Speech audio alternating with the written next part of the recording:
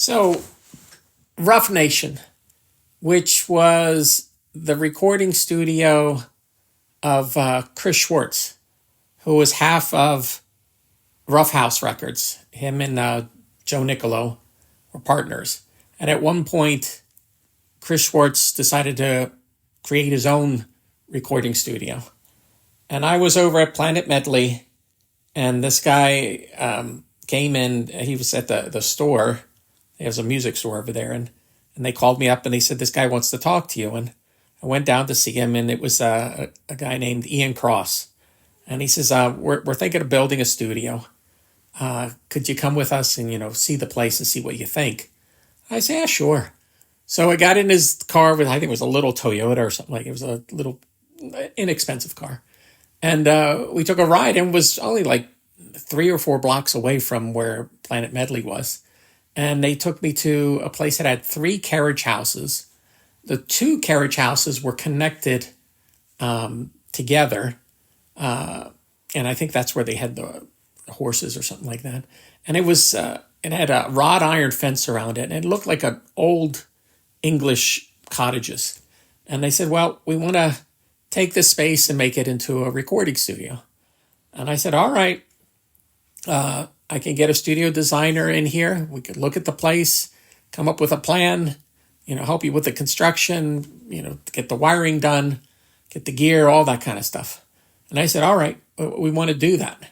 So I got in touch with Pilchner Schuster. They're the designers I was using at that time. And I got them to come down and meet with Chris Schwartz. And we had a big meeting. And it was a very interesting meeting. We're in this room, and Chris is sitting at one end. Pilchner and Schuster, it's Martin Pilchner and Rick Schuster. They're sitting at the other end.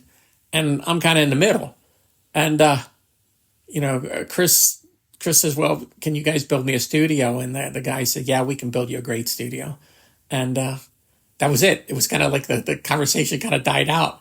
So I had to jump in the middle of it. And I said, well, what kind of studio are you looking for, Chris? And he said, well, kind of rustic, thing. And I said to the Pilchner Schuster guys, I said, can you build something like it? Oh, yeah, we can do. So I had to kind of extract the conversation out of both of them so they could come up with an agreement of what they were looking for. And then Pilchner Schuster came up with drawings. They liked it, and they did the construction. So when everything was said and done, and I'll put pictures up so you can see the studio, the space that was connecting the 2 cottages, they made into the recording space and the studio. And Chris Schwartz went and bought a brand new SSL console, and they put a couple 2-inch Studer tape machines in there. We put Pro Tools. I supplied all the gear in there. And then the 3rd cottage house on the 2nd floor, they had a cafeteria. And on the 1st floor, they had another studio. So I was involved in all that. But the interesting thing, it was only a couple blocks away, so I could monitor everything. But that was a big project. And as you see the pictures, and they were on the cover of Mix magazine too. It was a fantastic studio. It got sold